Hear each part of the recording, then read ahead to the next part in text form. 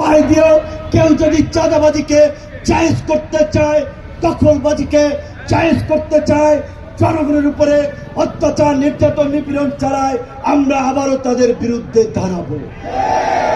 আমরা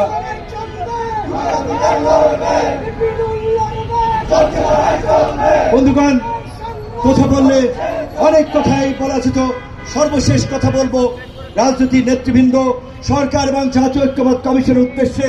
আপনারা জানেন 2000 ছাত্র, যুবক, পথ শিশু, সাধারণ মানুষ, বাসের ড্রাইভার, ফুটপাতের হকার জীবন দিয়েছে, কাউকে এমপি মন্ত্রী বানানোর জন্য জীবন দেয় নাই।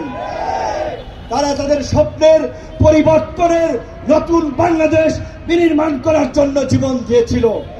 কাজেই তাদের সেই রক্তের শপথ আমরা আগামীতে তরুণদেরকে নিয়ে, এই অভ্যুত্থানের জনতাকে নিয়ে আমরা নতুন বাংলাদেশ বিনির্মাণ করব।